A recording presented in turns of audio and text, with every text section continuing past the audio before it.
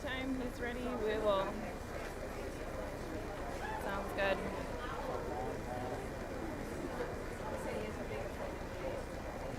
He's hoping it's.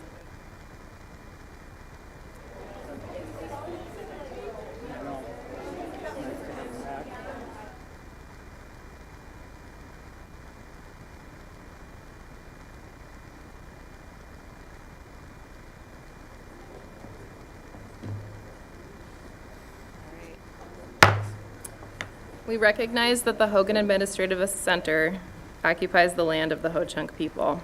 Please take a moment to celebrate and honor this ancestral Ho-Chunk land and the sacred lands of all Indigenous peoples.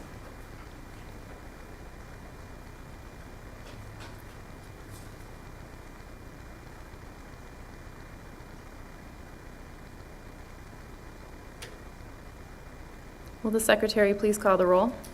Ms. Bowman? Here. Ms. Bergdahl? Here. Dr. Garcia? Here. Mr. Jackson? Here. Dr. Jimenez?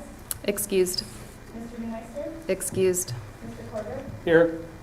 Dr. Strait? Here. Ms. Sippel? Here. The quorum of the Board of Education is present, so the regularly scheduled meeting of November 6, 2023 is called to order. We will now have the Pledge of Allegiance. Please stand and face the American flag. I pledge allegiance to the flag of the United States of America and to the republic for which it stands, one nation, under God, indivisible, with liberty and justice for all. Tonight's agenda has previously been distributed to the board. I would entertain at this time a motion with a second to approve the agenda as submitted unless there's a motion to amend. I'll make a motion to approve the agenda as presented. Second. Okay, with a motion by Mr. Korberg and a second by Ms. Berkedahl. Do a quick vote on that. All those in favor? Aye. Aye. All those opposed? All right, so for our school showcase tonight, we have students from Webb, Where Everybody Belongs crew, to talk to us a little bit about their group. Miss Kelly Schmitz, the principal from Logan Middle School, is here to introduce the group. Good evening. It's good to see you all, and I'm happy I'm not presenting tonight. And I'm going to have a rock star group present to you. I have Maya Whitrock, one of our 8th graders, and Michael Leone, another 8th grader, to talk to you about what we do at Logan Middle School, which is our web. And Mrs. Dooley, one of our advisors here for web at Logan Middle. The presentation they're about to give is in the email. Our TV's not working right now, but the presentation's up there, so our audience can see it. But if you check your email, you find it there as well. So.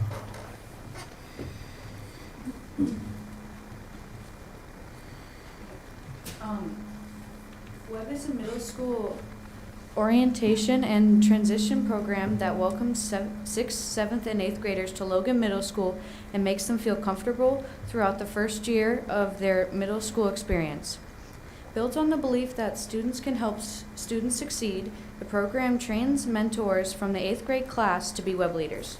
As positive role models, web leaders are mentors and leaders who guide the 6th, 7th, and 8th graders to discover what it takes to be successful during the transition to Logan Middle School and help facilitate their success. On our web team, we have 26 web leaders and 5 web coordinators. Our activities that we do are a 2-day leading training before school where the 8th graders get trained to be web leaders. We also have an orientation day where the web leaders run the 6th grade orientation and welcome them to the school. We also have academic follow-ups where the web leaders teach class lessons on skills needed to be a successful student. We also have social follow-ups where the web leaders put on social events to promote relationship building. We have new student tours where the new students can get a tour by 2 web leaders. We have MISC, fundraising, where there's a holiday store, coffee cart, and school spirit. We do this because it gives students a chance to meet other students. It shows them that 8th graders are not that scary. And it helps them feel like they belong, helps them get adjusted to Logan before the first day of school. It helps them learn how to use and how to read a schedule and use a locker. helps them make new friends, and helps them let them know they aren't the only ones who have struggles starting out in middle school. And it helps them learn strategies to being a successful student. Here's a look at some of the things we do. First, we have training days where we learn all the activities and what to do with the 6th graders when we first meet them.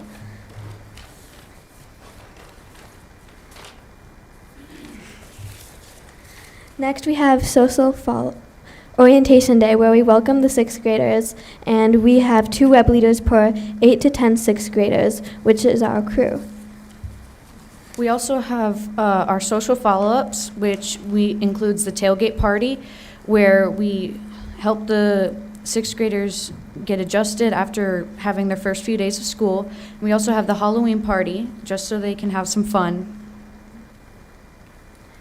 Being a web leader has taught us patience, leadership skills to teach people, talking in big groups, and how to use icebreakers to break conversations. It helps us teach us compassion, to be more outgoing, how to work as a team, and how to come together while talking, having a good time, and it helps us work with people we don't know. Thank you for letting us talk about web leaders, and I hope you have a good rest of your night. Thank you so much.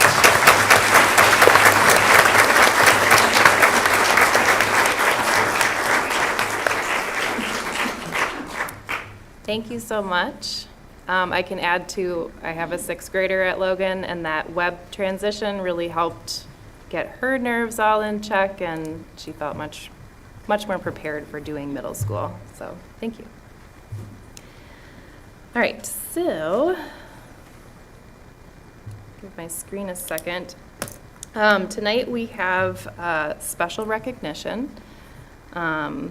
We are honoring Olson Solar. So Olson Solar is a constant supporter of our architecture and construction education programs, with their team members serving as guest speakers and donating their time to school-based activities where they share opportunities to improve pathway opportunities for our students. They've also been a strong youth apprenticeship employer, working tirelessly to create opportunities for students with the solar industry. So the board nominated Olson Solar Energy for the Wisconsin Association of School Board, the WASB Business Honor Roll. And tonight we have representatives from Olson Solar to thank for their efforts with the district. Come on up. We got a certificate for you, and if you want to say any words, we're so thankful for our partnerships.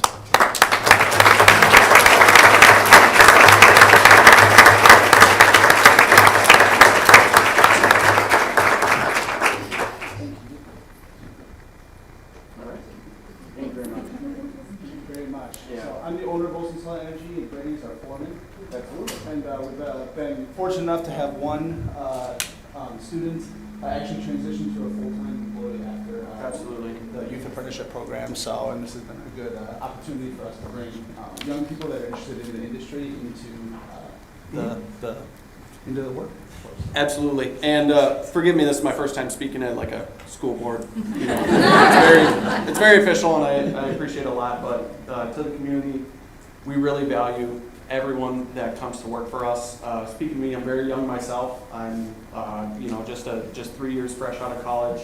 And give a little background, I knew my freshman year of high school I wanted to be an engineer, and I knew that I hit hard on my classes, took college classes throughout high school, and that transfers into everyone that wants to have an opportunity out of high school should reach out to local business partners, not just Olson Solar Energy, but everyone else. So I really appreciate this program and everything you guys are putting on to make sure that students get an exposure to what it's like in the real world, because I've got a really fresh perspective on what the difference is between the educational life and the professional life.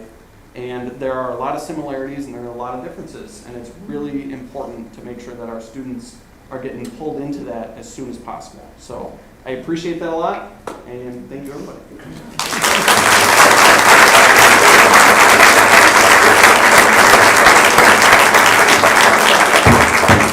I do want to share a few words that Dr. Rodering shared. She coordinates our youth apprenticeship program and coordinated with Olson Solar to make this connection possible.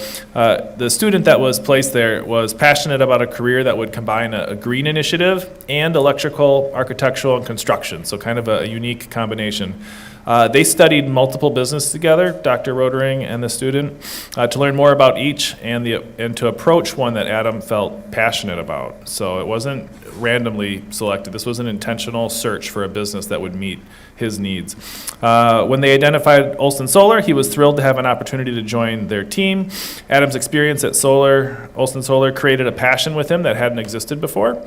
It improved his attendance, it led to better grades in his related course instruction, and his overall success. I believe he continues to be employed at Olson. He's very happy to be employed full-time with a company that he loves and feels valued by. And what's amazing to me is always the pay that's out there for kids these days. His beginning pay was $16 an hour, I believe, and his ending pay when he graduated was $20.50 as a high school student. So thank you so much, Olson. Thank you.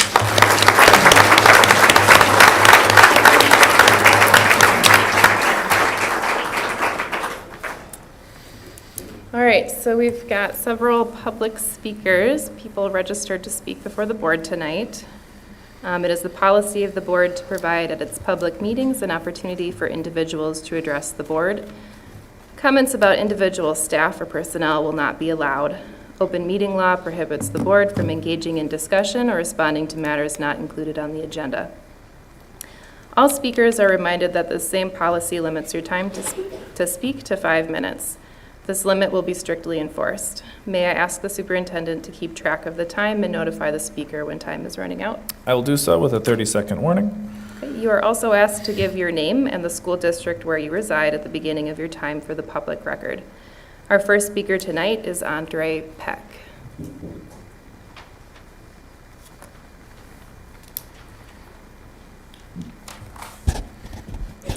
Hi, my name is Andre Peck. I'm a 9th grader at Logan High School.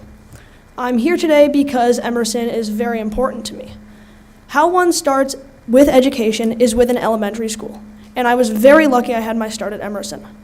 The teachers at Emerson and the principal recognized that I was a student on the other side of the spectrum. They supported me and continued to challenge me throughout my academic career. I was allowed to skip a grade and was put on an advanced math track. I'm also a classically trained pianist where I have fundraised over $13,000 for the La Crosse Children's Museum, the Memorial Pool, and this year for the Logan High School Band. I'm currently a freshman at Logan High, and also I'm taking classes at UWL. I'm taking Calculus 3 and Software Design. Small urban neighborhood schools like Emerson, Spence, Hinchin, and Northwoods provide students like myself the in-depth vertical learning that we need. And they also support students to all other ends of the spectrum and to all of their needs to transition into middle school and high school. Without these urban schools, I would be another regression to the mean. I am a product of the La Crosse public school system. Today, I'm here to ask you to invest in us. Do not close Emerson, but also keep all of the elementary schools open and come up with creative solutions, such as getting strategies for recruitment, marketing, and maybe forming public relations to increase enrollment. You might also partner with public, private, or nonprofit organizations.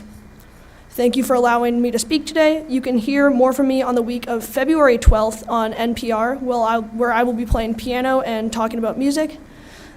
I was selected to be a fellow on the From the Top program, not only for my musicianship, but also for my exemplary academic achievement and how I'm giving back to the community. Once again, thank you for listening to me. Thank you.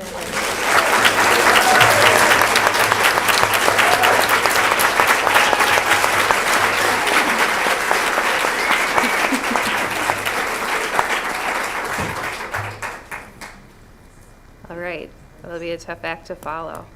Our next speaker tonight is Katherine Biss.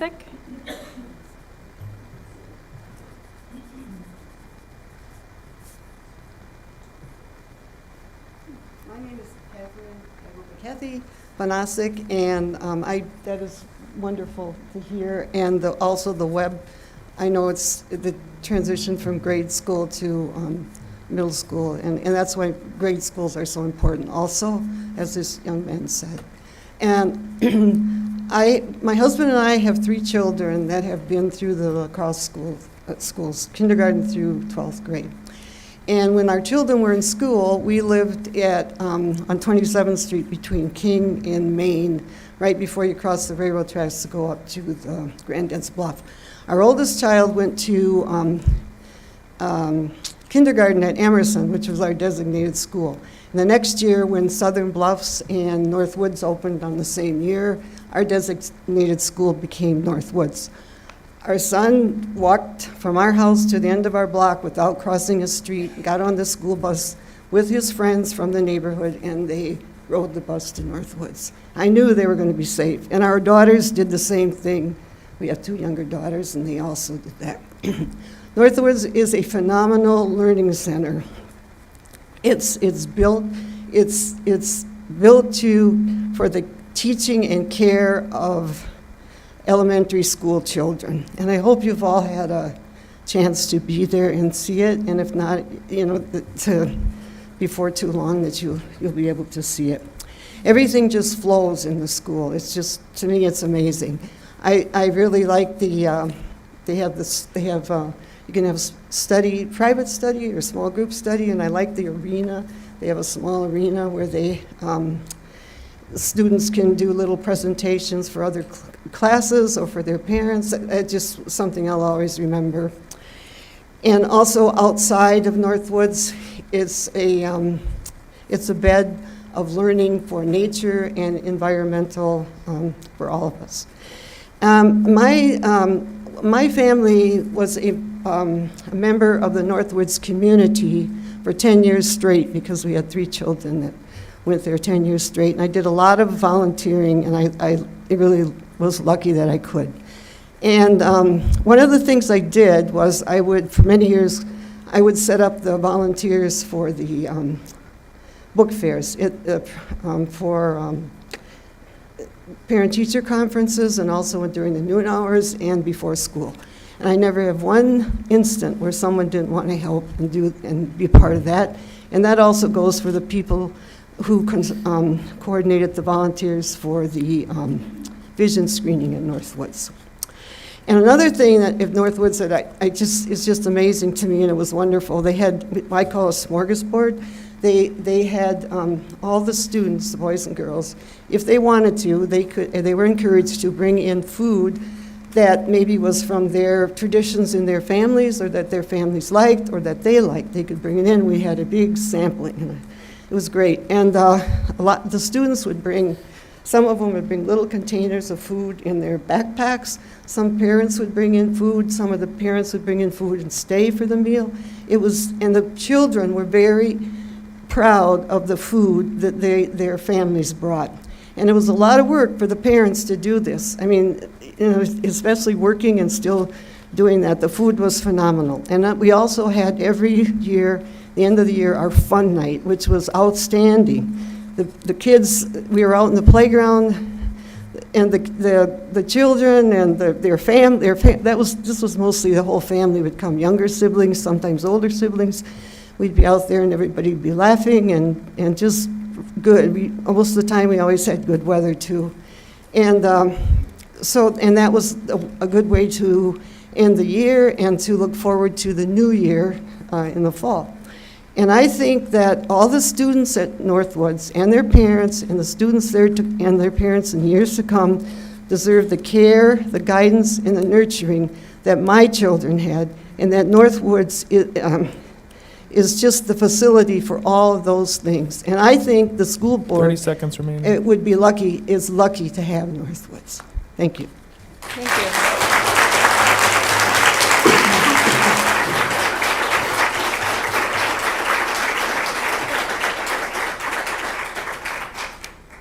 All right, our next speaker is Andy McIlvain. McIlvain? Out tonight. Okay. Then we'll move on to Zali Stanton.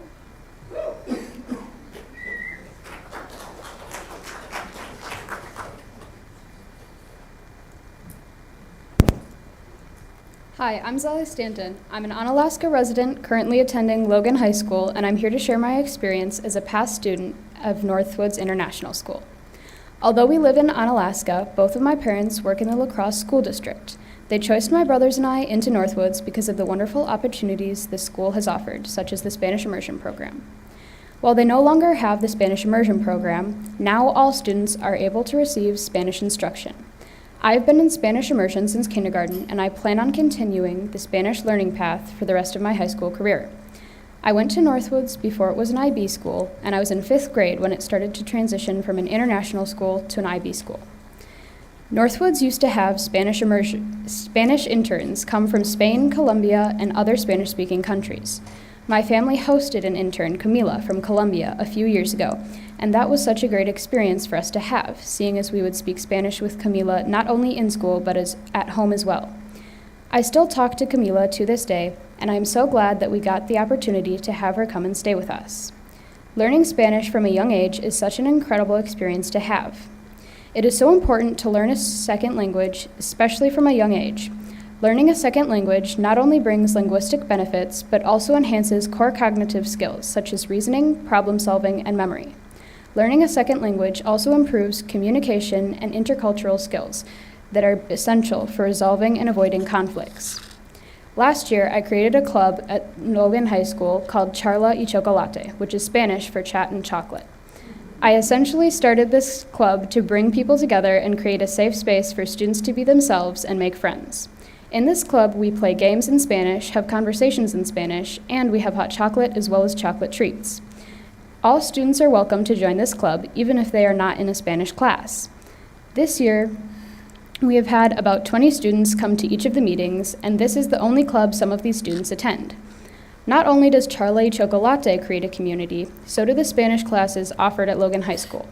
There have been numerous opportunities for high school Spanish students to go on field trips to Northwoods.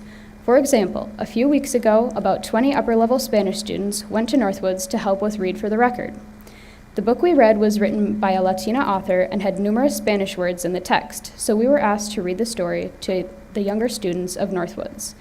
By going on these field trips, we have had the opportunity to speak Spanish and learn together. There are also multiple awards that recognize all of the hard work students have put into their Spanish learning throughout the years.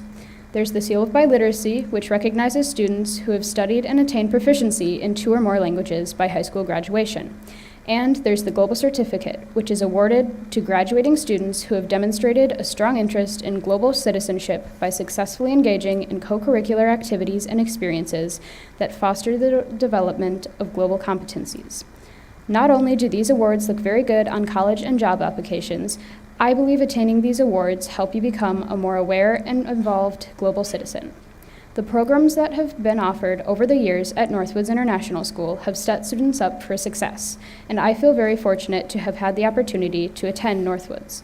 I wish the same for my 3rd grade brother who currently attends Northwoods. Thank you for listening to what an amazing school Northwoods International is. Thank you.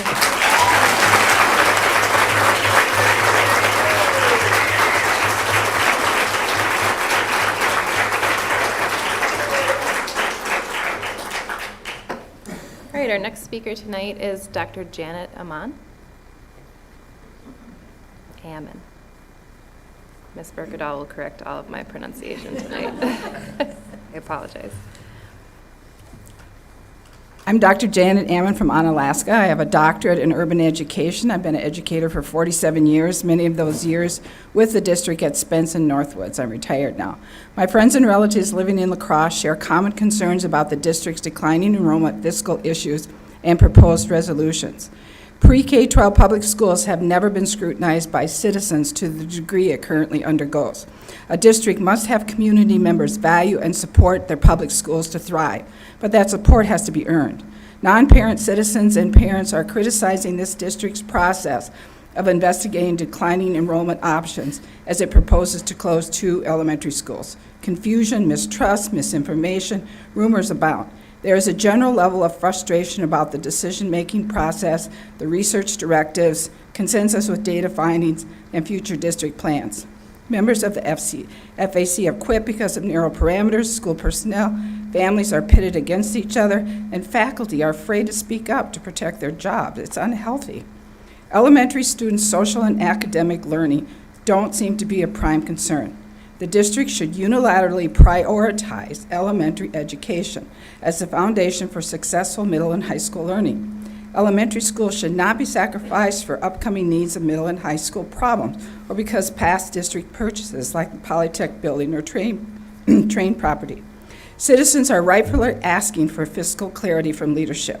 This hurry-up approach to closing 2 elementary schools without sound visionary projections and fiscal justifications doesn't make sense. La Crosse deserves confidence in transparent, fair-minded quality decisions around critical issues like changing boundaries and closing schools. I'd like to examine Northwoods. Are Northwoods students' social and academic learning data being looked at as an underlining component for a closing decision? Considerations like that risk terms like elitist, non-diversified, racially biased decision-making to be bannered about because of frustration and mistrust of leadership decisions. Balancing and maintaining diverse, racially and socially economically integrated schools benefits this community and community growth. It's been a priority of La Crosse schools. So how does closing a school benefit student academic learning? What's the potential impact learning disruptions on other schools?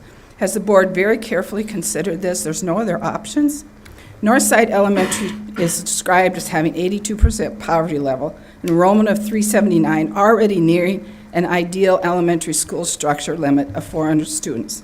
Northwoods offers a unique IB program. How would the IB program from Northwoods seamlessly reside at the Northside School? What about Montessori at Northside? If Montessori relocates to Summit, what would that entail? Summit has a refurbished open concept architectural structure. Would that require some additional fiscal funding to redo Summit?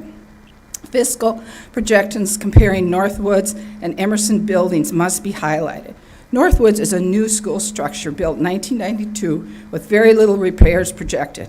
It has a large green space, almost 11 acres, and ample easy parking. The building is architecturally easy to maintain and has the longest future lifespan. Emerson was built in 1939 at the start of World War II and has identified maintenance costs looming $3 million. It lacks green space. Who actually owns their green space? Emerson has drop-off pickup challenges. It's the least safe in the district. It's difficult to monitor the outside of the building from the current office location. And repurposing Emerson to UWL eventually might become a potential fiscal recoup. So what building structure costs actually justify closing Northwoods? Negative comments by leaders about Northwoods being out in the country are harmful. Green space for a school campus in an increasingly urban community has great potential. The idea that Northwoods' location is a barrier to family-school relationship is flawed. Northwoods does not lack for parent participation, connections, support of student activities, or school pride because of location. There could even be an exodus of families out of the district if Northwoods closed. La Crosse already maintains one empty building, possibly another with Hinshin. What are the plans for an empty Northwoods building? Can you imagine the non-parent citizen response to a relatively new, architecturally award-winning building like Northwoods turned into the administration center for an already perceived top middle-heavy administration team in the name of emergency fiscal concerns, and then spending millions pumping up an older building? Community members will not be happy. It's short-sighted. The historical decision to build Northwoods off of County B came at a mighty cost back in the day. Don't underestimate community recollection. Citizens have short memories when it comes to approving referendums for school to be built or remodeled. Busing costs have been mentioned as a Northwoods concern. Time's up. Thank you. Okay. Thank you.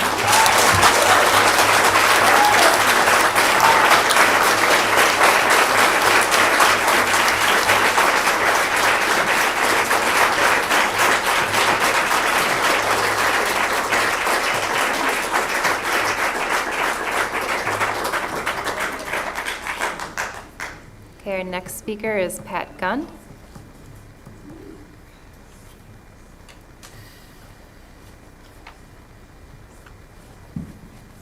Good evening. I'm just going to read this. 5 minutes goes really quickly. Yep. Good evening. My name is Pat Gund, and I reside in the La Crosse and Hoka School District. I retired in 2010 after teaching art for 34 years in the school district of La Crosse. During my tenure, I taught at 8 different elementary schools within the district. When I was hired to be part of the original staff at Northwoods International School, I was overjoyed to move from my basement art room that sometimes flooded to one that was bright and well ventilated. I taught there for the best 18 years of my career. Please take a clear-eyed look at this remarkable school. If you haven't visited Northwoods International and walked the grounds lately, I urge you to do so before making your final decisions about school closures. All schools are worthy of praise, but not all schools are equal in their offerings for student learning. Listed below are a few elements unique to Northwoods International that make it a rare and exceptional learning environment. First, the building is only 30 years old. It's a comfortable indoor climate no matter how hot or cold it is outside. The facilities are in excellent condition. It is energy efficient with ample natural light for learning. 2, the hallways are carpeted for comfort and sound muffling at the same time, creating areas for small groups to gather. Every square inch becomes usable space for flexible learning activities. And I saw that often. And I did that. We flowed out of my art room right into the carpeted hallway. You wouldn't necessarily do on a hard linoleum floor. Number 3, another unique feature at Northwoods International is an area called the LGI, which is the large group instruction space. This space is fitted with wide risers for students to sit, as well as a stage for presentations of all kinds. Many days I used the LGI when we needed more space to act out art concepts, such as balance and movement. No other elementary school in La Crosse has a designated learning area such as this. 4, just outside one of the exits is an outdoor learning classroom, which is a small amphitheater made of poured concrete. The 3-step area is still in excellent condition with no chips or cracks. Number 5, in the front of the building is an established international themed set of gardens. This area is used for cultural connection, science, and art classes. Students are involved in planting annuals in the spring. The grounds of Northwoods International are quite extensive. This is made possible because of the location of the school. Pre-K and kindergarten students have a good-sized playground which is separate from the 1st through 5th graders. Along with traditional playground equipment, there's a natural area for climbing made with mounded dirt, logs, and large boulders. This entire area is surrounded by a strong chain-link fence. Grades 1 through 5 have a large grassy area allowing for plenty of room to run and play. There's a kickball diamond, which is a staple of childhood learning. A winding walking path loops around the entire edge of the green space. This path is accessible for wheelchairs and includes walk-along book reading stations as well as wooden obstacles to challenge strength and balance. Another special aspect of the outdoor space is a sledding hill. In the winter, students fly down that hill squealing all the way. I recall that every year we had students who had never had the opportunity to go sledding before. These exceptional options for students are rare and valuable for developing well-rounded, healthy individuals. And think about all the things you learn on a sledding hill, all the life skills of, working together and looking out for each other and go on and on, but I'll lose all my time here. And then along the back edge of the green space, it's on the opposite end of the playground area from the school building, there's a nature trail that is 30 seconds remaining. Okay, my husband and I walked it on Sunday to double check it. It's through some hardwood trees and pine trees, and there's an authentic section of natural woods where students learn to observe and care for nature. Time spent in the woods during a child's development has been found to have lifelong benefits. I ask you, dear board members and administrators, to please preserve Northwoods International School. It is a multifunctional learning space and is one of the newest buildings in the district. Please find a way to bring more families to call this lovely school their own. Thank you for your time.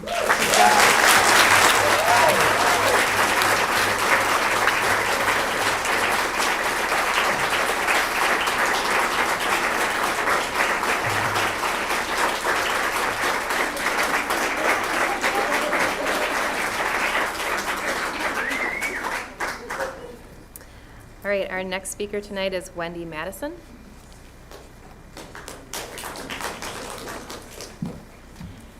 Thank you for this opportunity to speak with you this evening. My name is Wendy Madison. I reside in the La Crosse School District. I am a retired teacher from the School District of La Crosse. I worked as a teacher, a drama integration specialist at Soda One for 15 years, and as a district drama residency artist for over 20 years, traveling to every elementary and middle school in this district over that time. I come to you this evening with my reflections. I come as a supporter of all schools in our district. I am not here to pit one school against the other. I believe that, yes, Emerson Elementary School should remain open. But I also believe that Northwoods Elementary School should remain open also, and for these reasons. As a residency artist, I spent 4 to 8 weeks at each school in this district, using active learning strategies to facilitate learning directly linked with the curriculum, be it history, literature, science, ethnic, racial, cultural studies. I worked in just about every corner of these elementary schools, be they classrooms, gymnasiums, stages, cafeterias, hallways, LMCs, workrooms. And in my 20 years of traveling from one elementary school to the next, it became very clear to me the importance of learning spaces, particularly in today's world. Spaces that are safe and welcoming, allowing all students to participate in learning. Spaces that are designed for student engagement in a multitude of learning strategies, allowing students to flourish through their own learning styles. And spaces designed with good acoustics, lighting, and air quality. This description describes Northwoods. I found in my work at Northwoods that it is a model in our district for effective learning environments. And almost every time I would spend time out at Northwoods, I would meet up with then Jerry Kimber, the superintendent of schools, and I would say, Jerry, if you ever build another elementary school, if you ever renovate an elementary school, bring that architect out to Northwoods because they got it right. I could speak to a number of physical attributes regarding the overall design of this school, but one of them being, as Pat just said, nestled in nature's beauty. But I want to speak specifically about the large group instruction room, because this is a room where I and many others who are here this evening have moved through transformative learning experiences throughout the years. This is a large, open carpeted space. It's nothing fancy, but it allows students to safely use their minds, their bodies, and their voices to engage in any number of learning investigations. And it allows for fluidity as our lessons evolve. Its clean landscape, no desks, no tables, allow teachers to easily observe students, to coach them, to redirect them. It's not too large, and so it allows with ease transitioning from one activity to another. Small groups of students may be problem solving one moment, and the next moment they're sharing their current understandings with the whole class. The wide elevated carpeted steps allow students to see and hear their classmates, all in a space that is free from reverberating echoes or sound distractions that impinge upon learning spaces in other parts of our district. It all sounds so simple. This being up close and personal, where individual voices can be heard and honored, where we teachers can see a shift in student understanding, and where there are moments of magic that we all feel. And that is what I have experienced at Northwoods Elementary School. Yet spaces like this are rare in our district. We need to hold on to them. And as Andre Previn Peck said, We have a district that can do this. We can find a pathway to keep Northwoods open. We need to recognize and hold on to that which is working. Thank you.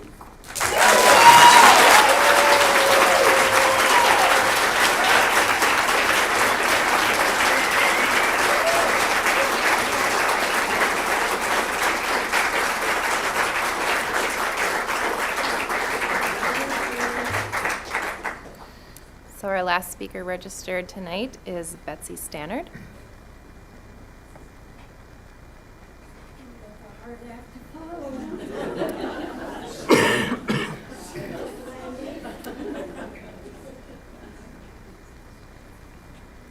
Don't start timing it.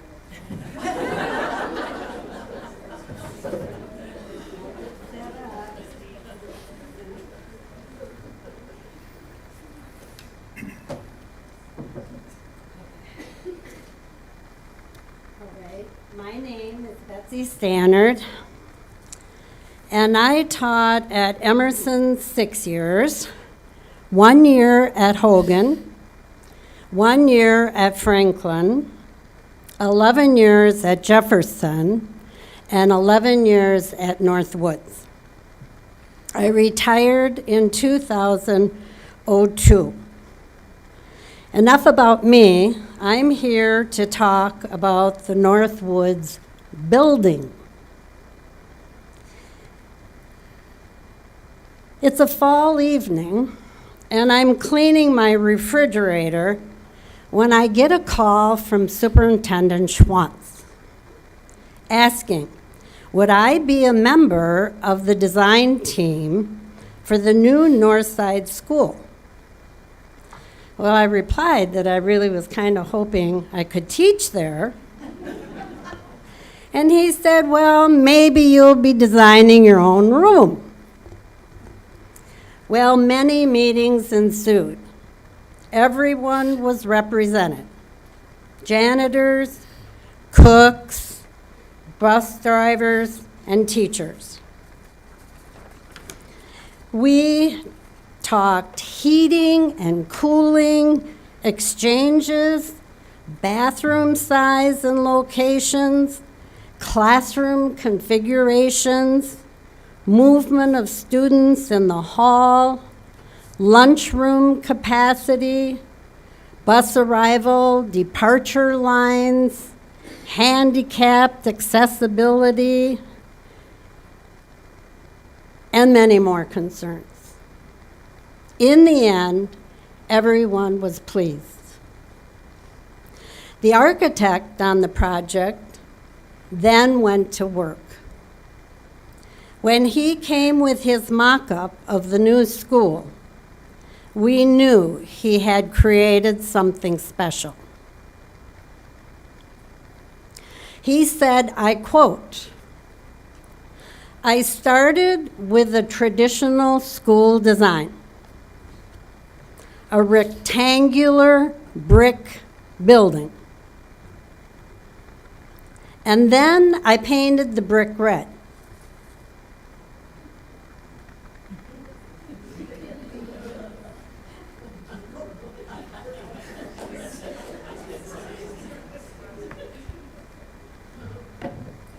This is the tricky part. To show the forward thinking of the school district of La Crosse that I had been working with, I cut the school in half, down the middle, and opened it up into a V shape.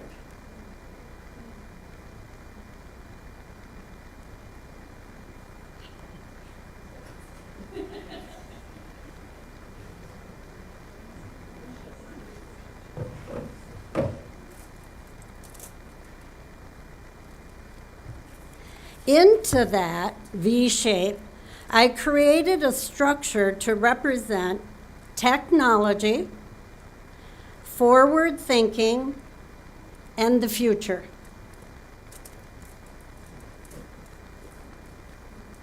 This is going to look just like this.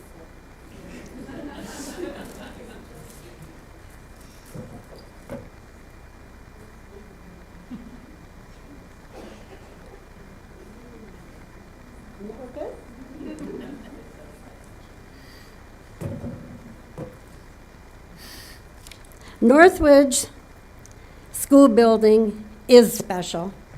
Visitors always comment on the happy feel of the school. Technology was part of the school. We had a computer room with 24 computers in '92. I had come from a classroom with one computer for 24 students. We all had a telephone in our room. Unheard of. 30 seconds remaining. We were carpeted, and I could run science motion experiments on the floor. We had air conditioning and didn't have to lose 3 to 5 days because of 98-degree classrooms in the fall. We had a stage for creative activities. You've heard Pat and Wendy share how the building provided great teaching experiences. The building has a story. It's written many chapters. Many students have been characters in those stories. Let many more students add more chapters. Let this school live out the future. Thank you.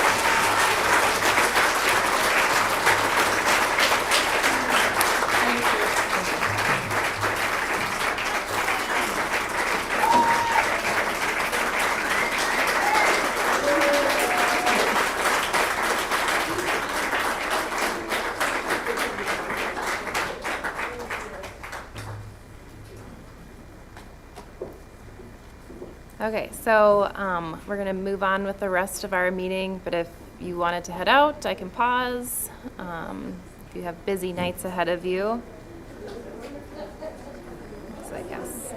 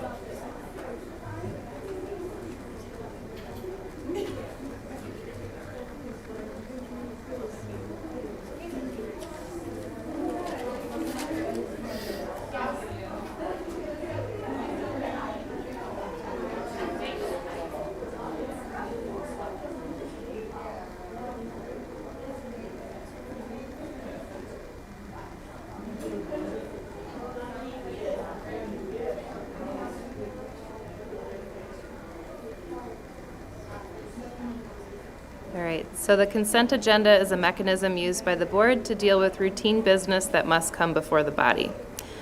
Are there any items that members want to remove from the consent agenda? So I'll entertain a motion at this point. I'll make a motion to approve the items on the superintendent's consent agenda as presented.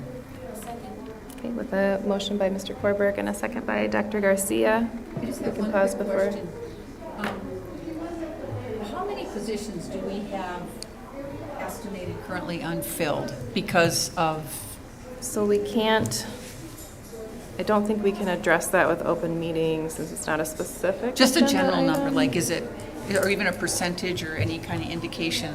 The elementary linkage today, they talked about having some vacancies, and so Yeah. I wasn't aware of We where- could do like an information item where we bring up something like that, where we have administration point to that. It's related to employment. I don't think it'd be, I have the number. Do you have Yeah. numbers? Yeah, it's 10 right Oh, now, total okay. across the district. Okay. So, I mean, it's 1%. It's the lowest we've been in 4 years, I think, from my understanding. So we're in a much better place Yeah. than we have been historically. Thank you, it's Is that better than just I teaching thought. positions, or is that staff? All positions.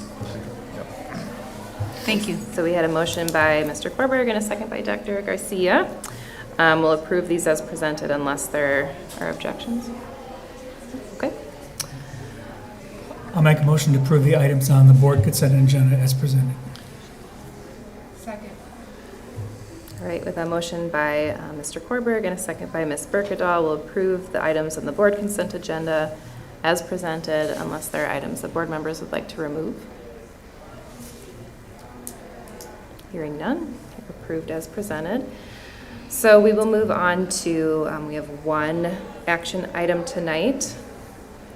This is the first reading for change to policy, or one of our results policies, R3, involved citizenship. I'll entertain a motion. I'll make a motion to grant first reading approval for results R3 involved citizenship. A motion by Mr. Korberg and a second by Dr. Garcia. I can pause if there's discussion that needs to happen around this. We had some discussion at our last meeting around this language change. This is an opportunity to accept the first reading or vote it down.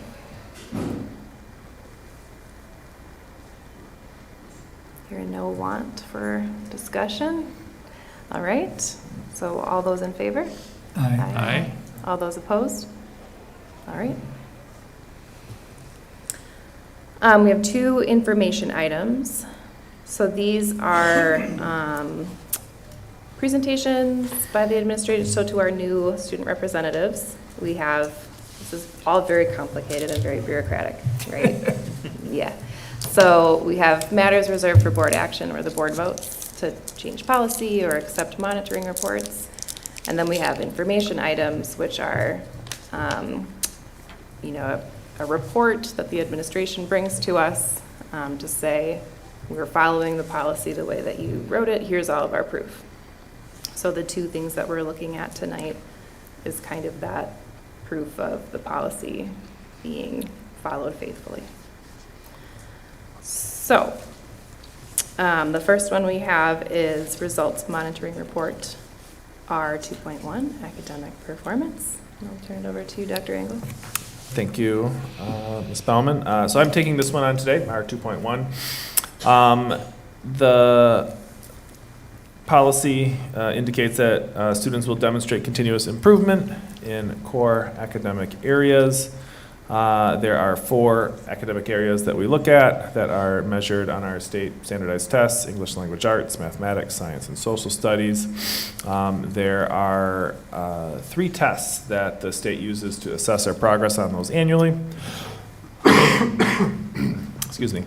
The Wisconsin Forward exam, which is taken in grades 3 through 8. Some subjects are only tested in grades 4 and 8. And then there's also social studies in grade 10. So there's one element that is outside of that. Then there's the pre-ACT Secure, which is a change from last year. So historically, it was another version of the ACT test called the ACT Aspire. And so they've changed it up a little bit. And so while they did their best to norm between the two tests, there are some differences that we're seeing kind of statewide and nationwide in how scores come out because they approach the topic a little bit differently. So just keep that in mind. And then the ACT. So the pre-ACT Secure is tested at 9th and 10th grade, and then the ACT is taken by our juniors. So in R2.1, the indicator says that in grades 3 through 11 on the Wisconsin State Assessments in ELA, English Language Arts, students will demonstrate reasonable achievement or growth.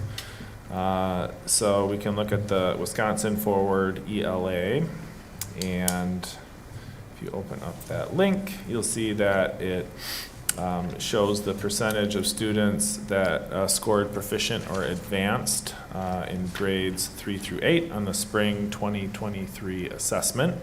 It also includes the number of students that scored proficient there as well. In the case of the test this spring, it was 33.8%.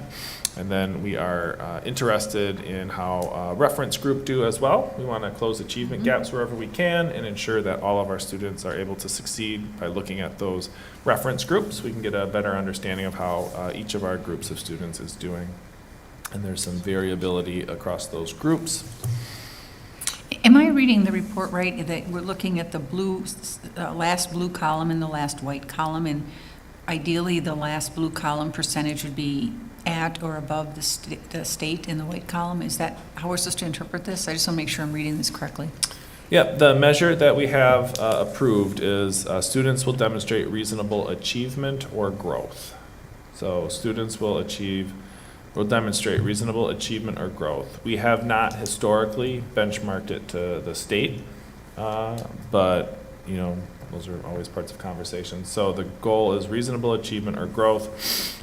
Given that we have historically been below the state average, our goal has generally been growth. And even if we were above the state average, we would still want our students to grow, you know, from one year to the next. And so growth is kind of what we've been focused on. And so what I look at then, so if you go past that first column on the Wisconsin Forward ELA, and you go down to the second page, it shows students' progress over time.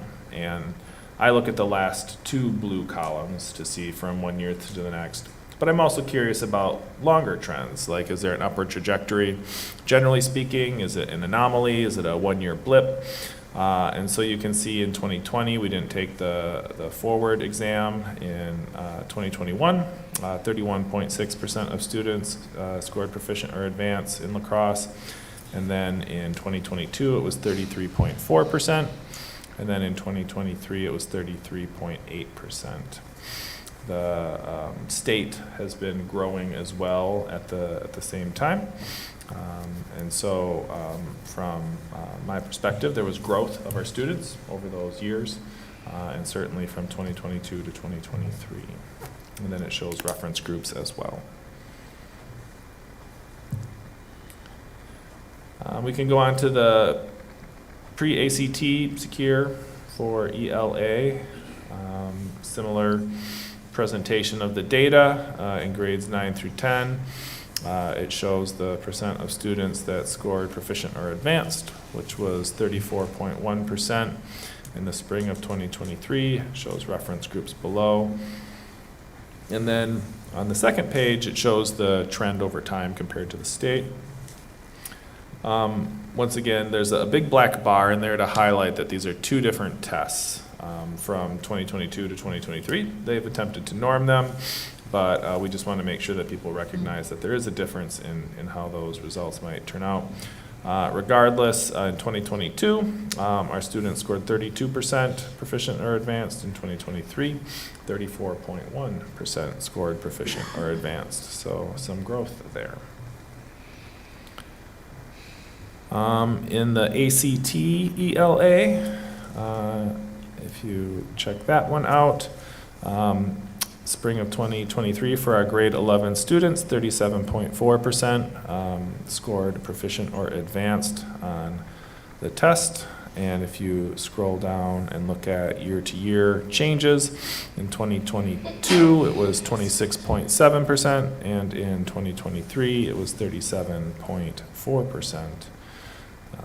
This is a test where we do have 2020 data, so we can kind of see the kind of last year before the pandemic hit and how things compare over time.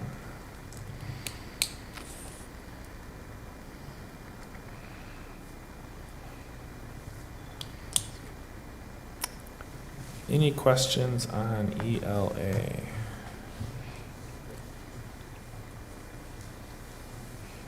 I guess my only comment is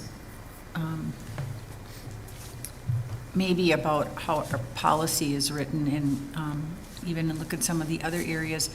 I agree that tying ourselves to the state average is a pretty lofty goal, and growth is always good. But when I look at the growth in the state average and I look in the growth in our district average over those 3 years that we see, we haven't grown to the degree that, we haven't grown at a same rate that the state has.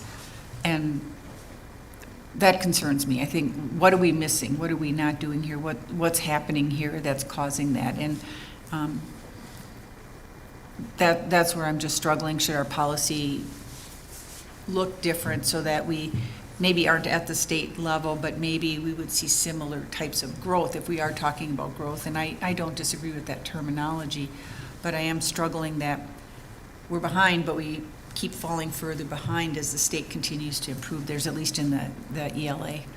And again, it's Test not by test, but, yeah, it's yeah. not a recommend, I mean, it's not an expectation that this board has put on administration, so this isn't a reflection of that. But I do think we should think about that. Does the state data include private schools? It would include the private school students that accept vouchers for which they are tested. So it's students that meet income requirements to qualify for a voucher. Wouldn't, like our data would include our students.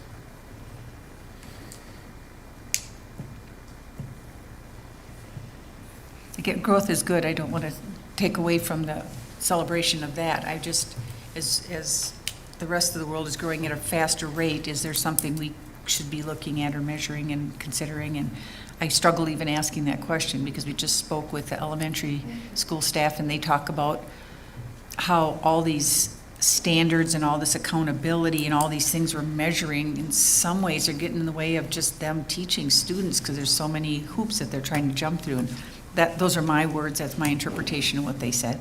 And I heard that and I understand that. So adding more pressure doesn't seem to support that, but as a board member, I need to ask those questions. Yeah, how we measure growth is certainly lots of different ways to do it.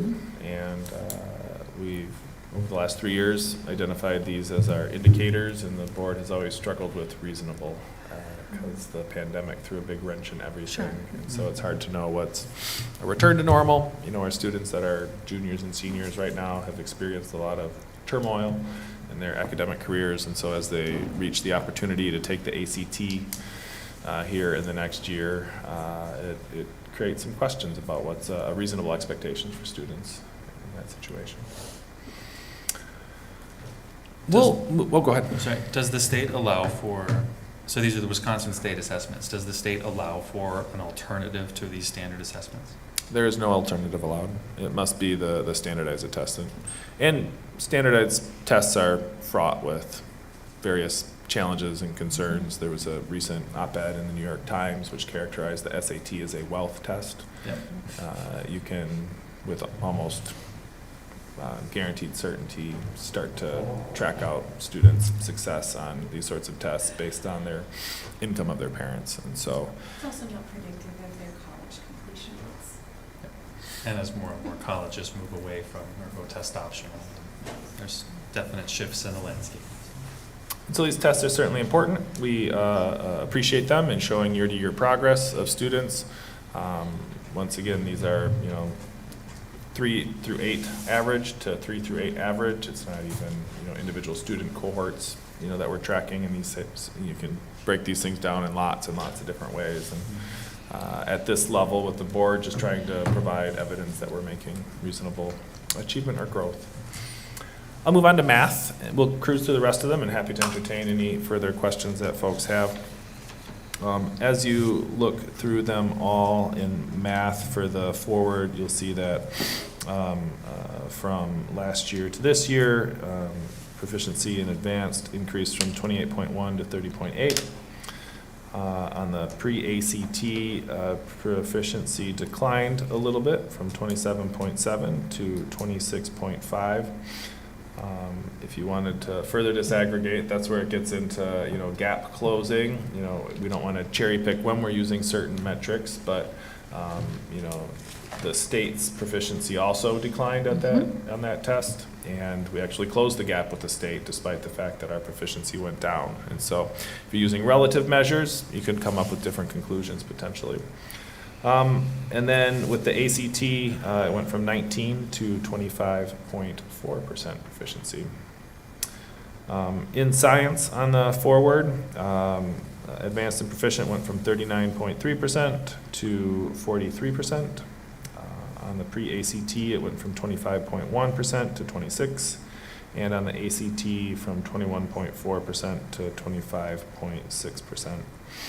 And then lastly, in social studies, the proficiency went from 48 to 51.5%. So There was an increase in the score on all but math on the pre-ACT from 2022 to 2023.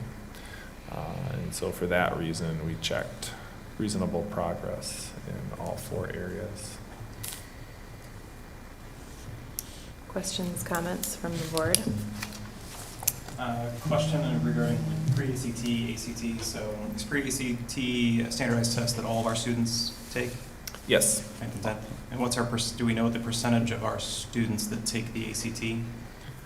I think it's right around 85%. Okay. So it's a relatively high rate. It used to be a little bit higher. When it first came out, we did everything we could to get students there. The trouble, so like with the forward, it's like 99 to 100% take it because we have like a 30, 40-day window. With pre-ACT and ACT, it's a much lower rate because we have 1 day to give it. And if a student's absent or sick or there's something going on, then they miss it. And then there's 1 day for a makeup. And so we can get some of our students there thereafter. The state used to track completion of the tests and report that on our state report cards. They don't do that any longer. And so there's less of an imperative to ensure that all students take the test. But we're at about 100% for elementary and middle school and about 85 to 90% for our high school students. Okay, so they're actually pretty similar. You look at the, you said, since you only have 1 day, we're probably actually pretty close. We do okay. Okay. Yeah. It's higher in other places. It's lower in other places. I don't want to Just trying to get oversell. a generalization. Yes. Yep. Okay. I was just trying to understand the gap. Yes. Between the pre-ACT, where we kind of were trending, and where we actually landed when our students were taking the ACT. Mm-hmm. Part of that could be, is it content? Are we seeing on the pre-ACT, is it what I would consider ACT level work? So that could be part of the gap, or what do you? It's intended to be predictive. Okay. And so we should see, probably something similar from year to year to year. So if you track that cohort of 9th graders to 10th grade to 11th grade, if we've done our job and continue to teach kids at the same level, you would expect to see that flat. If we've improved our instruction or students were benefiting disproportionately from what we were able to provide, you would see that maybe go up, or vice versa. But if there's a self-selection bias as you get to the ACT, perhaps it's artificially inflated by who's taking the test, which is a concern that one could have.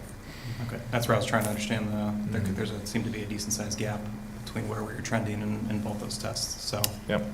Okay, and simple math, we're averaging about, on the forward test, we're averaging about 2.5% growth across all categories, and about 1.2% growth on the pre-ACT. So that puts it into perspective for anybody. It helps, a simpleton like me work through it. Thanks for doing the math. Not a simpleton, geez, you did the math.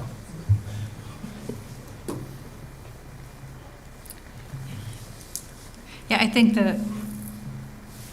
it's clear that particularly in science and in social studies, although we're behind the state average, we're growing faster than the state is. We're just not seeing that for English learning classes and some in math, but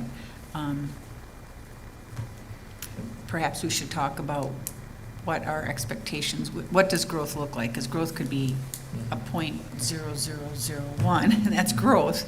But what's the growth that we think is reasonable? And I also respect and appreciate your comment that even if we were above the state average, we'd want to continue to grow. But until we get there, I think I'll worry about that then. So I recall a number of years of conversations about what is student success, and the term growth is really the right term, but I think we should have some reasonableness or some common understanding of what is acceptable growth. It's hard to define, right? I mean, we're looking at percentage points and. I agree. I think, again, you have to use benchmarks and some general terms. Again, if everybody in the state is growing at a higher rate than we are, I think that says something.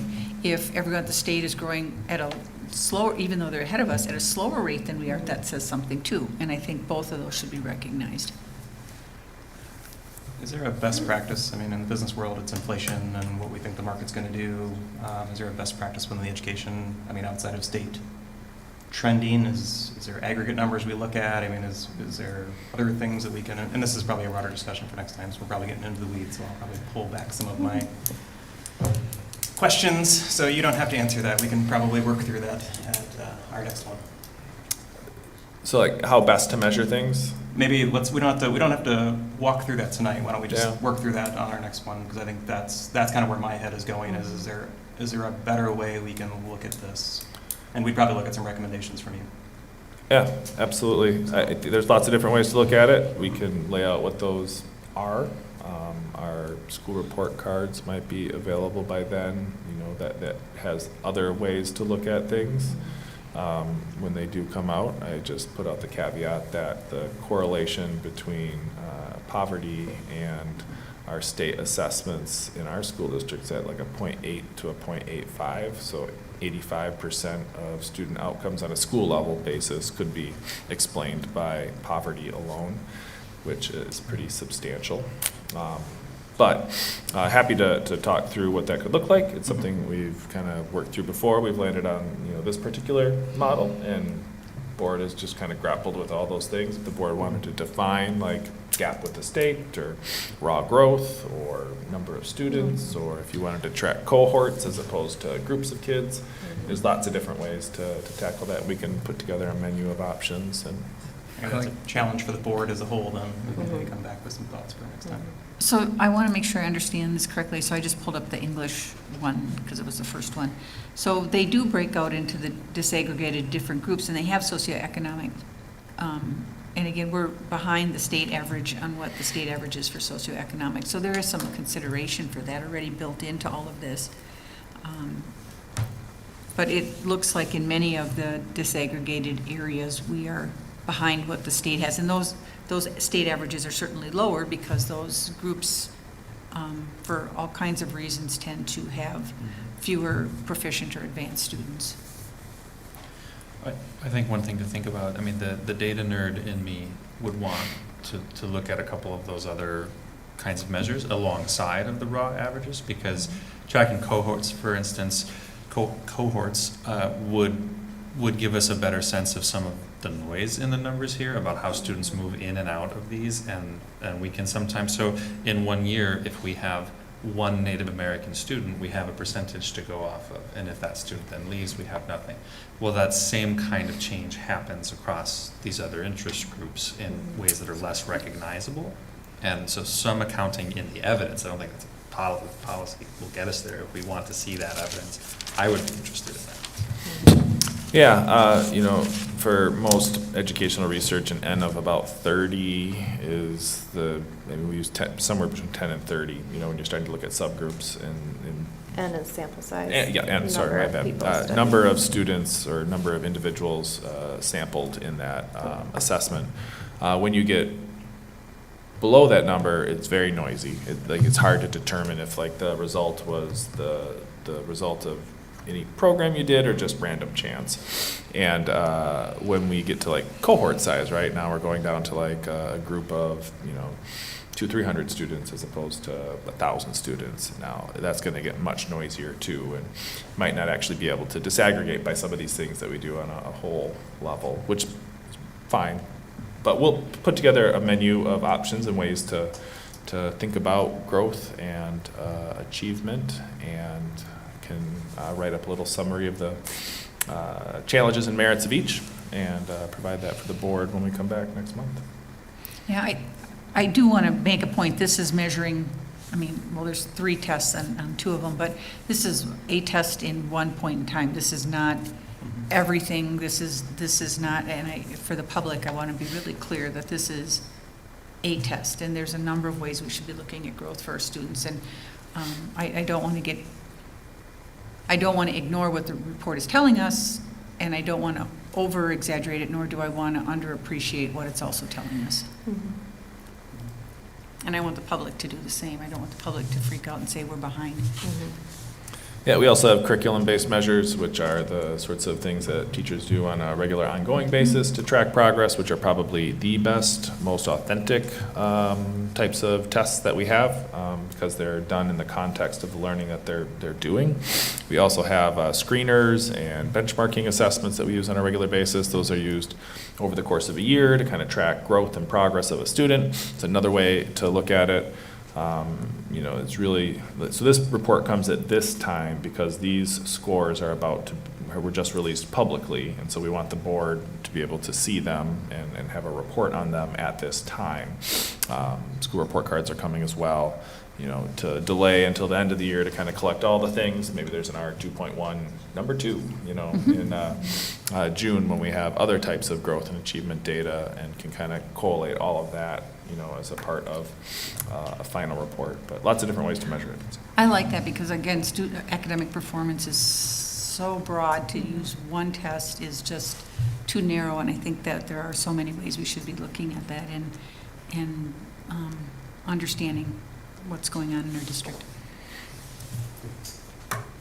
I understand that we asked to see, or the board started asking to see the results disaggregated across reference groups because they wanted to see a reduction in the disproportionality of the results across reference groups. Are there, this is just me being new, but are there any indicators that speak to the district's performance in reducing that disproportionality? You don't mean indicators like our monitoring report indicators, you mean like indicators of things happening in the district to change? No, I something? mean like in the policies we look at, I don't recall seeing anything that speaks to our intent of reducing those gaps and where So you we're do at mean with like it. the way we talk about indicators? Yeah, but I just want to make Yeah. sure I'm not assuming we don't have them, I'm just not remembering. We have not pulled that out as an indicator. It's been, and this has been a struggle, I think, as we look at what growth and reasonable progress is. We have the aggregate, and then we have the disaggregated pieces. And we might be able to say, this piece is working on this test, and not this test, not this test, and not in these subgroups. But we've never had as far as I know, we've never had an indicator that said that we must see progress in those disaggregated groups. That has just been something that is considered in the discussion, but not like specifically reported out for us to say yes, right? Correct. Yeah, we have provided that consistently throughout the time that we've had these monitoring reports. It's a practice that is not common across school districts across the state. They typically just report top line 1 year performance. Sometimes they'll look at multiple years, but in rare circumstances do school districts disaggregate for the types of things that we do here. That doesn't mean that we've had the improvement that we want either. The first step is to look at it. The second step is to ensure that it gets better over time. So like a natural next step that a board might expect is an indicator that shows that sort of thing, right? So that's something that we can, since we can't like write the indicators, we can express interest in wanting. It would be hard to, because we already struggle with receiving multiple different kinds of evidence with one reasonable judge, you know what I mean? It would be a challenge for the administration, which is a worthy challenge, to say that there are this many, you know, disaggregated data points. How do we say that reasonable progress is occurring across however many pieces that we're looking at? That's just something that I was thinking of. I don't know what it would look like, but it also isn't the board's responsibility to write that. We don't write them, but we accept them, correct? Mm-hmm. And so if there wasn't some acknowledgement of that in some form, then we wouldn't accept that. That could be what the board decides, yep. And the So when we look at feedback that, you provide would indicate like, hey, we want to track proportionality. Mhm. So we're always listening. And so then it would be up to the administration to figure out how to do that, like what that indicator wording would be and then how they would collect evidence and show that to us. It's all very complicated Once they present indicators that this board approves, yeah. Yes, yes. And during our orientation, I'll talk through all the processes so you can kind of understand like why we see things in stages and when we approve versus not. It's something that we're working on, right? It's something we all struggle with. Okay, any more comments on our 2.1? Okay, we'll move on to OE5, financial planning. Dr. Engel? Once again, this is a part of our monitoring process, and the policies that start with R are results policies, so that's what we want students to be able to know and do. Our operational expectation policies are how the board expects us as a school district to operate successfully, and the values they lay out in their policy indicates what those expectations are, and then we kind of refine those with the indicators. In the case of OE5, it's financial planning, and it indicates that the superintendent shall develop and present to the board a multi-year financial plan that is related directly to the board's results, priorities, and operational expectations goals, and that avoids long-term fiscal jeopardy to the school district. And Ms. Patty Sprang, our Executive Director of Finance Business, who is an expert in this area, will lead us through this OE. And especially for our new board members, apologize for some of the financial and school jargon. I would say we'd take the time to answer every question, but we might not end. So Ms. Sprang will move through it, and we'll be happy to do our best to answer questions as they come up. So OE5 is a summary of our year-long planning for a budget. The board just approved in October the budget for the 23-24 school year. And so this is a summary of all the expectations that go into that. The board has seen a lot of these samples that we provide that show that we have met those expectations. So OE 5.1, the superintendent will develop a budget that is in a summary format, understandable to the board, and presented in a manner that allows the board to understand the relationship between the budget and the results, priorities, and any operational expectation goals for the next year. So when we presented the budget document, which is attached, and it's also on our webpage, it is an extensive document, and it goes into showing that our budget supports our instruction, as our students and instruction is our job. So the indicators are the budget document that the board has seen. We have highlighted the pages that represent the timeline of when the board saw all of these pieces that made up the final budget. Any questions about OE 5.1? Okay. OE 5.2, the on OE 5.1, on the indicator 1, it talks about proposed budget documents, but there's a final budget document, so why did you list proposed versus final? I just want to understand the nuance on, was there a reason for that, or? The proposed budget is the budget that you saw on September 16th, before we would know the final numbers. And so this is what the indicator said, the proposed budget documents. So does indicator 1 refer to the budget that was approved on the 23rd? Of October. Yep. But with the proposed budget that was the approved budget. October 23rd is your approved budget. Your proposed budget started in September. So what's listed there is the proposed budget in September 18th.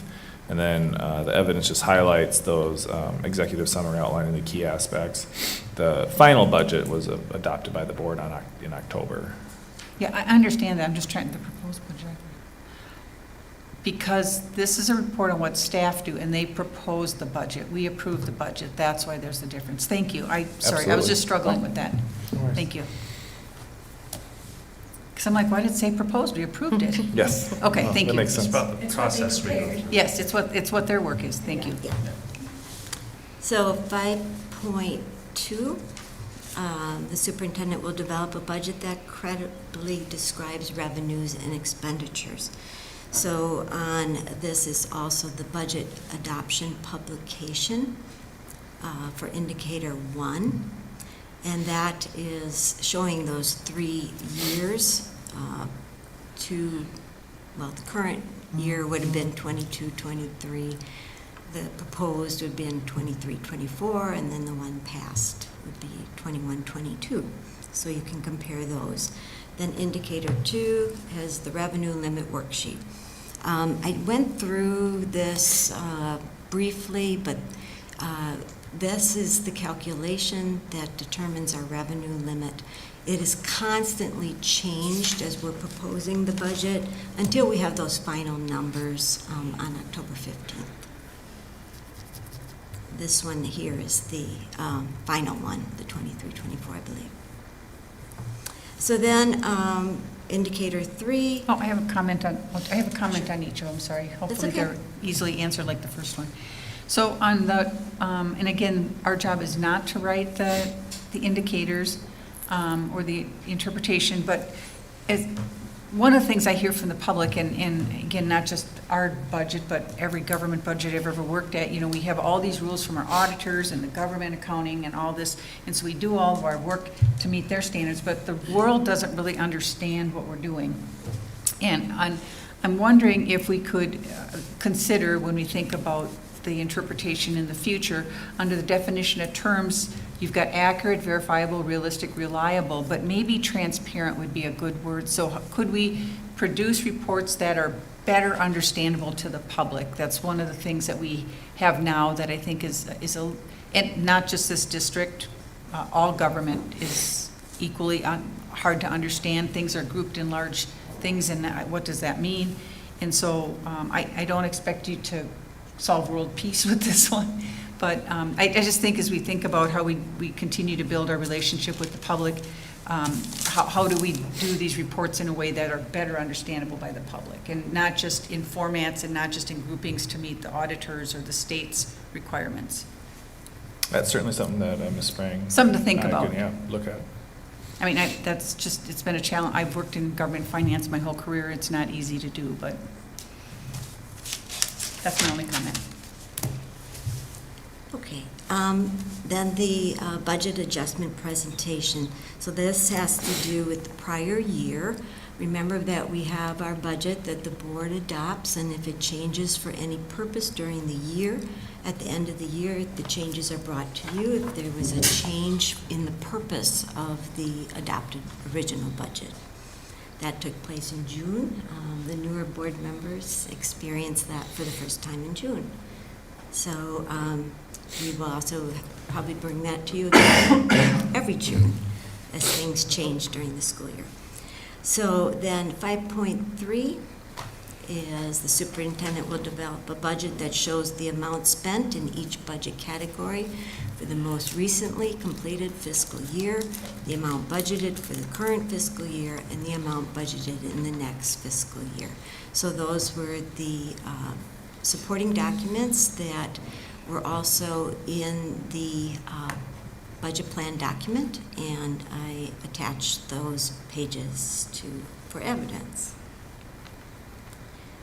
Evidence 2 was the budget hearing, and so this is the difference, Ms. Sukla, about the budget hearing document and then the original adopted budget. That's where it shows the changes in the format that is required by the state. 5.4, the superintendent will develop a budget that discloses budget planning assumptions. So as I said, we start this planning actually now. We'll start in November for the budget that will be presented to you next October. And those are assumptions that we have to make about our enrollment, our class size and our class needs, school level enrollment, the revenue limit worksheet, how much are we going to get from the state to offset our revenue. So property values, all those things are assumptions that we make until we have those final numbers in October. So OE 5.5, the superintendent will develop a budget that ensures fiscal soundness for future years. So this has to do a lot with our cash flow information. As you know, that we try to manage our fund balance in a way that we do not have to short-term borrow in the months where our cash is running low. And that is usually in around November and December. And that is because we do not have any property taxes coming in until January and limited state aid. We have gotten down to probably as low as 8% or 4% in different years, where we are required to have an undesignated fund balance of 15 to 20%. So you can see that that helps to have that fund balance at the end of a fiscal year to help us through those first few months of the next fiscal year. The board approved the fund balance designation, so that's the board's work to make sure that we are setting aside funds for the next fiscal year to be used in the way that the board would like it used. Then the administration uses the forecast model. So back in March, I presented to the board on the budget forecast presentation. And some of the new board, the members that were running for the board also attended the workshop. It kind of gave you a good idea of how our fiscal year works and how our planning works for the budget, so I attached that. The other part is the corrective measures. So when we make those early estimates, we have to decide then what kind of strategies we need to use in the next year so that we can meet the fiscal needs of the district. We always start out with a zero balance budget, so that zero-based budget, so that we are building from there. That is done at the school level and done at the department level and done at the administration level. And then we complete it all and see if we can make a balanced budget going forward. The last year, some of the corrective measures, of course, were closing Lincoln and also the operational referendum that allowed us to increase our revenue limit. Let's see. We have the minimum unassigned fund balance as of 6/30/2023 did exceed the 15 to 20% required general fund expenditures. OE 5.6, the board... I have some questions on 5.5. Sure. So several months ago, I asked about a report that on a monthly basis, because we're sitting, again, we're supposed to have 15 to 20% of our fund balance undesignated sitting available for cash flow, because we have to pay bills and then we get money January, so yes, of course we need that.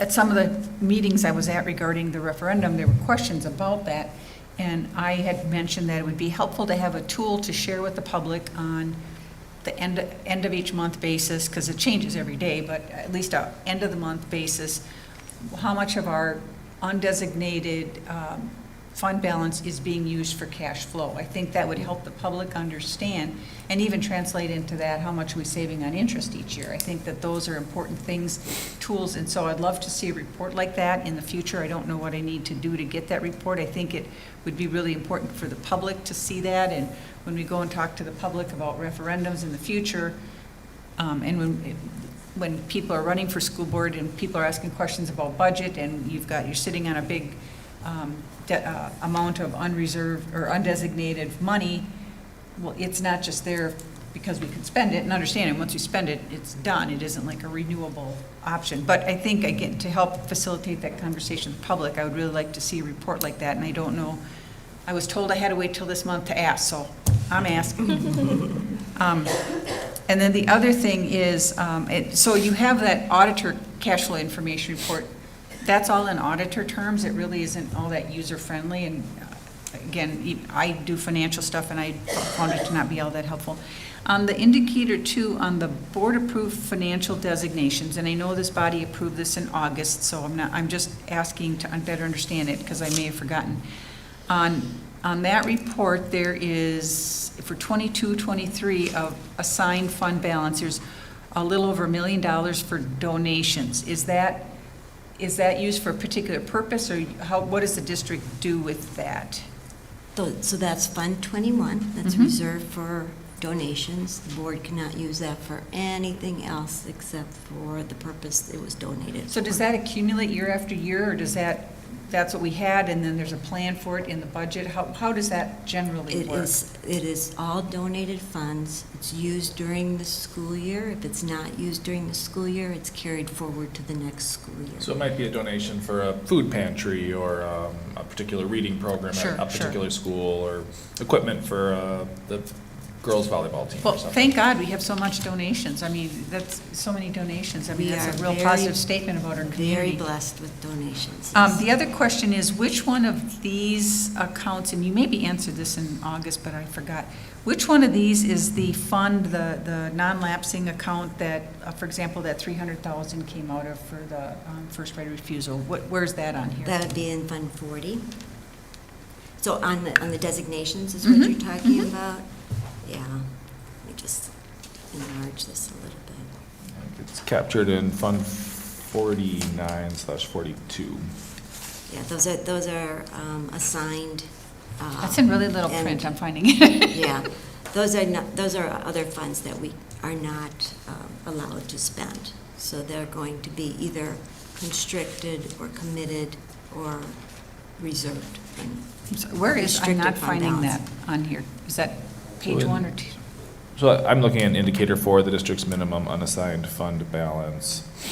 That tiny little print on that one. If you look at Fund 49/42 and scroll down to about the middle of the page, there's Train Earnest 2021-22, $300,000 right below that. Okay. Thank you.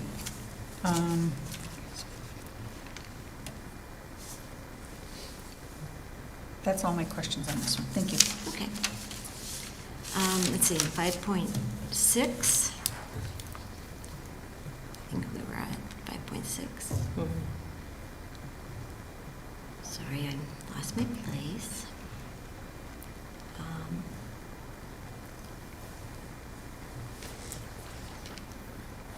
Okay, the superintendent will develop a budget that reflects anticipated changes in employee compensation, including inflationary adjustments, step increases, performance increases, and benefits. The interesting thing about this is that operational referendum, the board was very adamant that if it passed, that we would compensate our employees, and that is what shows that in the employee compensation summary. And then also those are the dates on which within the HR report you approve those increases for the staff. And then also the budget includes a section describing the FTEs, as you know that's in the budget book, the personnel summary, and then also the staffing to enrollment on third Friday. So the superintendent will develop, did you have any questions on 5.6 before I go forward?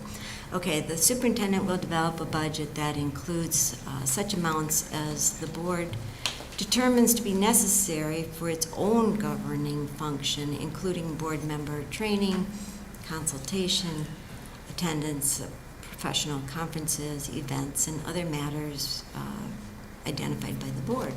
So those are the breakdown of the board's budget and proof that they have funds to conduct their elections also. That falls under the board's budget. 5.8, the superintendent may not present for the board an approved budget that plans for the expenditures in any fiscal year of more funds than are conservatively projected to be available during the year. So this is goes with presenting a balanced budget, but if we do have to dip into fund balance, the board is well aware of that and approves the budget as a whole with that knowledge. So just, we talked about this at the October 24th meeting. The budget for 23-24 is a balanced budget. If you look at the revenues expenditures, there's a slight difference, but the difference is because of grants, that revenues that were received the prior year expended this year, correct? Correct. Because someone from the public had approached me about why the budget didn't balance, and that the word is out there that we have a deficit budget this year, and I said, no, we don't. So I just wanted to ask in this meeting to make sure that it's clear to the That's public. correct. Thank you. Right. And if we did have a deficit budget and the board approved it, they would be very knowledgeable that why that there's a deficit budget. Thank you. Let's see, any other questions on 5.8? And then 5.9, the superintendent may not present for the board approved budget that, oh, that's what we just did, sorry. 5.10, oh, that's it. I think that's it. But any questions you might have. It really is a summary of all the work that the board has done and approved and was knowledgeable of in the prior year. On OE 5.9, can you, I was getting confused on indicator 1, there's a reference to an estimated year-end general fund balance of 32%, but on indicator 2, it says 34%. Right. What's the, I'm trying to understand whether there's a one is for 23-24, so this, at the end of the year, we're projecting, and one was what last year's was. Thank you, thank you. So the goal is 15 to 20%, and it was, the budget that we just passed is projecting a 32% fund. Well, you have to remember, it's 15 to 20% of unassigned fund balance, not the whole total fund balance. And this is referencing the total fund balance. Thank you for that clarification. So what is our percentage for the close of 22-23 or projected for 23-24? 23-24, we're projecting 34%. Of the unassigned, what is our projection? It probably will be more than 20%. I'm thinking, I always try to figure that that's going to be exceeding 15 to 20%. So if we have a balanced budget, then it should stay the same as the prior year, and because our expenditures generally increase, it'll probably be a little less than the prior year. So if it's 22% this year, it might be 21.5% next year, if all things stay the same. And we haven't had any surprises causing us to dip into the unassigned fund balance. Correct. If there was a fire at a building and we had $1 million issue. There was a fire at a building. There was a fire at a building. And we had to spend money on a fund balance, then it would, that's what those reserves allow us to do, is to react to something if it happens. But primarily, the unassigned fund balance is to cover us for cash flow purposes, because we have substantial expenses before we receive a lot of revenues. And I think, again, that report on a month-by-month basis would be a very helpful tool for us to understand, but also for us to communicate with the public, that we aren't just sitting on millions of dollars just for the fun of it and growing it, that they understand that it's actually saving us substantial money, that we don't have to pay an interest. And I think a report like that would be very helpful for us to communicate with the public. Especially right now with interest rates at 7-8%, it would be hideously expensive to borrow $2-3 million for even days. I think that's a really good way to have that conversation with the public and give them that information in a transparent way. Thank you for answering all my questions. Sure. And I had mentioned previously, like November, we can get down to anywhere from 4 to 8%. So that's substantial coverage we have to have. Okay. Any other questions? All right. Thank you, Ms. Spring. Alrighty. So move on to announcements. And tonight we have our 2 brand new student representatives. You're first on the list.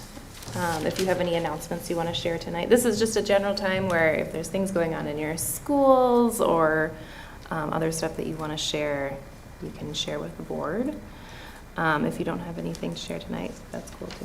Perhaps they could share a little about themselves. That's to a good start. idea, yes. Hello, I am Mason Schillinger. I am a school board representative for Logan High School.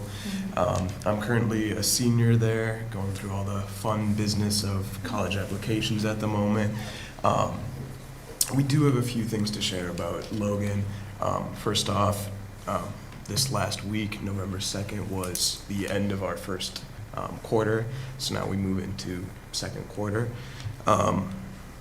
We are also currently in between the fall and winter sports seasons, and so in this next week, many sports like wrestling, powerlifting, and basketball will begin to start up for our students. As well, we just had 2 big fundraisers. We had the craft fair and iFeed. Craft fair was a few weeks ago, but we had dozens and dozens of vendors, and all the money that Logan makes from that gets put back into our students as scholarships for college. As well, iFeed was just this past weekend, and it's mainly 2 parts. So we have a local and an international. And so it helps drive food for many of the surrounding, or many of the local areas, and as well provides enough food for 20,000 meals for other countries in need. Thank you. Awesome. Thank you. Welcome. Thank you. I'm Lily Ackerman. I am the student representative for Central High School. I am also a senior, going through some of those same college applications and everything. I don't really have any new announcements for Central so far. Our Interact Club also just participated in iFeed, and from what I've heard, that was a really successful event. Other than that, NHS did just put on a blood drive on November 2nd, and I know that some of the, we get some funds from the Red Cross that goes back into scholarship money for the school, and we were able to meet, we had a goal of, I think, 38 available donations, and we ended up getting 49 donations that were, or pints of blood that we were able to get. So, Wonderful. Welcome. Thanks for being here. Don't get worried about our policies. What's really valuable is your voice as a student when you talk about these issues and how that affects you as you reflect on your academic career. That's just so helpful to us. So thank you for being here and taking time to come and do this. Thank you. Thank you. All right. I'll turn it over to Dr. Sprague. Do you have any announcements tonight? Just a couple of things, yeah. A lot of legislative advocacy has been going on. Paul Fisher has been up and down the state, all over the place. And one really interesting thing that is getting some traction is the CISAs are being encouraged to host, I think they've done this in the past, but it's fallen out of practice for a while, to host legislative breakfasts. And Representative Kitchens, who is, I forget where he's from, it's like somewhere out there, but Door County region. Yeah. He is the chair of the Ed Committee and expressed a lot of interest in this for both him and his members. And Yeah, so there's a lot of interest in that. March 1st, there is going to be, I took a terrible note here in my notes, I can't remember. I'll have to get back to you on exactly what this was, on what they're doing with that. The Wish Center recently released information regarding the Building the Heart of Successful Schools conference. It's a statewide conference that will be held in the Dells on December 7th. The conference will focus on work around mental health and equity. It's available to high school counselors, school psychologists, principals, or other staff interested in those topics. It's a good one-day conference. Let's see, I had one other thing. The HVAC is acting up in West Salem. That was a big thing. The Wisconsin Rural Schools Alliance Conference took place on October 22nd through the 24th, also in the Dells. And our CISA had several presentations around social emotional learning and the mental health framework. I had presentations by Abby Fernan, Christy Tainter, and Jenny Riggle. Did 5 presentations across the 2-day conference that weren't supposed to be like marketing for CISA 4, but had the impact of really drawing a lot of attention from districts around the state, of getting a lot of people engaged and excited about doing more around social emotional learning and using the mental health framework. So it really, they did just a standout job in that. So it was nice to hear a report on that. Cool. Thank you. Vidal, do you have any updates today? Just another reminder, the Grant Awards Luncheon is coming up February 9th. Invites will come out December. It would be great if we had a strong board presence at that event. Thank you. All right, my only announcement, and I'll just keep plugging these until they're all done. We have another linkage coming up. The next one is the 8th, so in 2 days. And these are for board members, not student representatives. These are just opportunities for the board to meet with staff or students or other stakeholders in the district. So a reminder to board members to look at that linkage calendar and sign up if you can make it. This is one that I cannot make, so I will pass along to whoever can make that one, the little... I'll be at that one. Where's the, I'm sorry, I feel like the old lady that doesn't know technology, but I'm not that dumb. But where do we sign up for the linkages again? She emailed it to me. It's in the agenda posting email. There's a Okay. link. I can send it to you again though, Thank just you. so you have it separate. Because I only signed up for a few because I had some personal things going on, but that's been addressed, so I could be available for more, so I just want to be able to do that. But I will be there on Wednesday. Great, thank you. And the last thing was to welcome both of our new student representatives. We are, as we've all said already, very excited to have you here and to hear your voices in all of this process. We'll do a formal orientation where we talk through all the weird stuff, and then won't feel so robotic and awkward, hopefully. Thank you for being here. Dr. Engel? The Facility Advisory Committee had their last meeting last week, Thursday. They wrapped up their recommendations and made some recommendations for a change to the draft FAC report. They're in the process of refining that, and with a hopeful date of publication on Friday, November 10th. They intend to come to the school board's next meeting just to present it, a couple of representatives, and discuss any questions folks have about the process and highlight the executive summary. Not intended to be a long thing, but just to have a formal handoff to the school board. On the 27th and 29th of November, there are 2 opportunities for open comment on the report that the FAC provides. The 27th is virtual, the 29th is in person here at Hogan Administrative Center. If board members can make it, that would be greatly appreciated to listen to the public's commentary. That is all I had, other than I highly recommend, if you want to come visit our schools, just let us know. We'll arrange a time or a place if you want to. I recommend lunch with kindergartners. It is the best time ever. You'll get a little dirty. You have to open up a lot of cheese sticks, but it's a lot of fun. All right, so we will move on to agenda planning. I'll make a motion to approve the November 20th, 2023 Board of Education agenda with any additions or corrections. Second. Okay, with a motion by Mr. Korberg and a second by Dr. Sprague, we'll do a vote on this. All those in favor? Aye. All those opposed? Are there any workshops that night? I have to open up the document to look. Okay. I didn't think so. I'm assuming that will be a long meeting, I think so too. so I don't know that we would have time for a workshop. That's, Oh, that's our board self-evaluation. We have a workshop. However, if we end up having a long public speaker thing, we will postpone that, find another spot. All right. and I apologize for missing the last workshop. It was one I asked for and then I couldn't be there, but I'm glad you guys had that opportunity to review that. All right. So moving on to board debriefing. This is a fun little thing to our new members, where we talk about what we did well, what things didn't go so well, where we want to improve, and board members have shared responsibility for monitoring, and tonight was Ms. Sukla. Do you have any notes or anything you wanted to share tonight? I didn't prepare, but I thought we had good dialogue.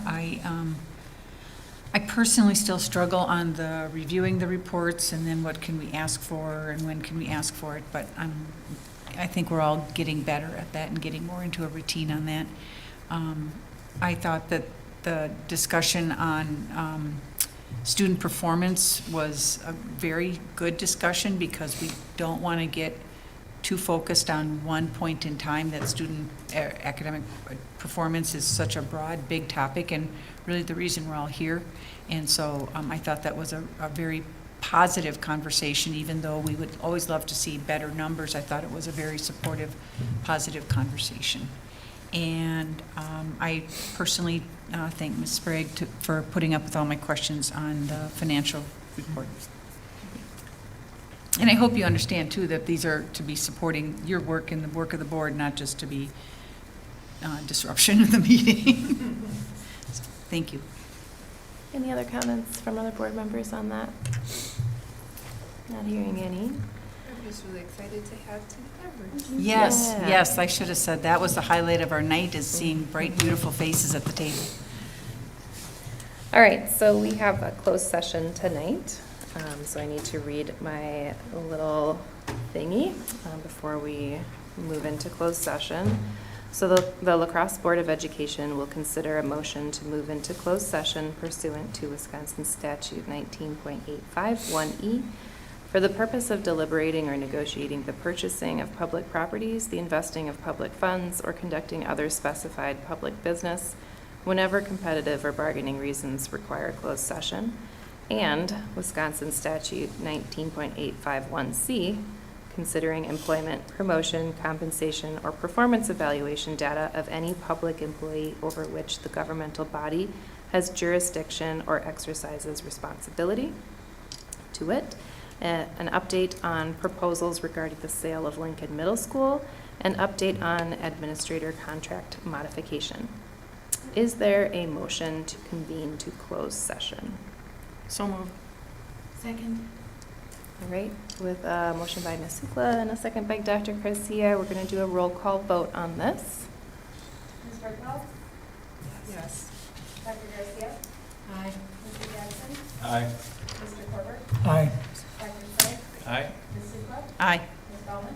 Aye. All right, so we'll move into closed session. To our student representatives, thank you for being here tonight. We will see you in a week. And I'll get in touch with you are we doing it before the meeting on the 20th? Yes. Yeah.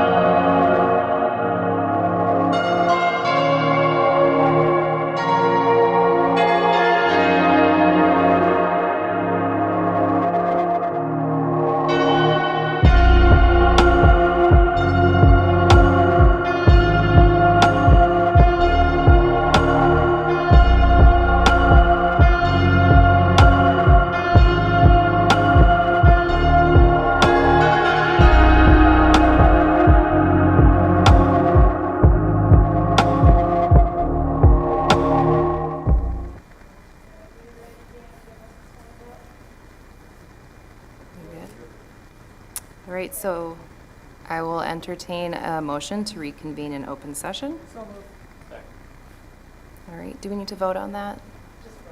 Okay, all those in favor? Aye. All those opposed?